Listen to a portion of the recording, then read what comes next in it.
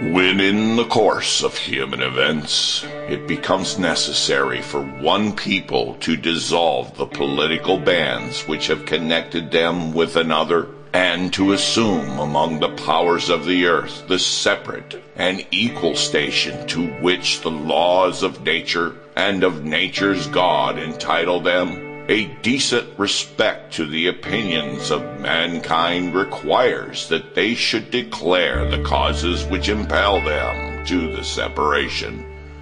We hold these truths to be self-evident, that all men are created equal, that they are endowed by their Creator with certain unalienable rights, that among these are life, liberty, and the pursuit of happiness, that to secure these rights, governments are instituted among men deriving their just powers from the consent of the governed, that whenever any form of government becomes destructive of these ends, it is the right of the people to alter or to abolish it, and to institute new government, laying its foundation on such principles and organizing its powers in such form as to them shall seem most likely to affect their safety and happiness. Prudence, indeed, will dictate that governments long established should not be changed for light and transient causes. And accordingly, all experience has shown that mankind are more disposed to suffer while evils are sufferable than to right themselves by abolishing the forms to which they have become accustomed. But when a long train of abuses and usurpations pursuing invariably the same object and vices are designed to reduce them under absolute despotism, it is their right, it is their duty to throw off such government and to provide new guards for their future security. Such has been the patient sufferance of these colonies, and such is now the necessity which constrains them to alter their former systems of government. The history of the present King of Great Britain is a history of repeated injuries and usurpations, all having in direct object the establishment of an absolute tyranny over these states. In every stage of these oppressions, we have petitioned for redress in the most humble of terms. Our repeated petitions have been answered only by repeated injury.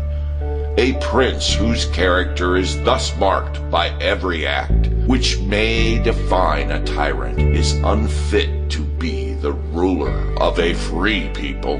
Nor have we been wanting in attentions to our British brethren. We have warned them from time to time of attempts by their legislature to extend an unwarrantable jurisdiction over us. We have reminded them of the circumstances of our immigration and settlement here. We have appealed to their native justice and magnanimity, and we have conjured them by the ties of our common kindred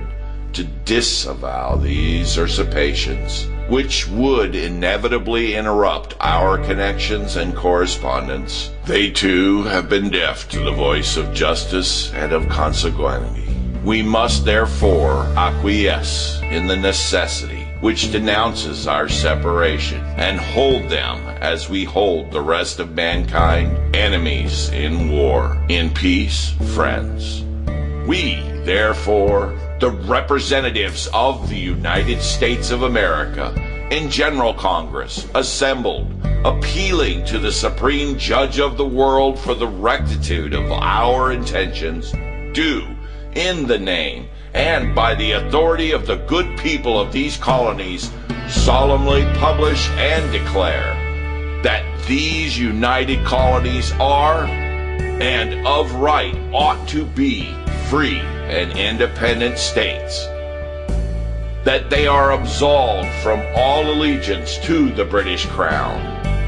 and that all political connection between them and the state of Great Britain is and ought to be totally dissolved, and that as free and independent states, they have full power to levy war, conclude peace, contract alliances, establish commerce, and do all other acts and things which independent states may of right do. And for the support of this declaration, with a firm reliance on the protection of divine providence, we mutually pledge to each other our lives, our fortunes, and our sacred honor.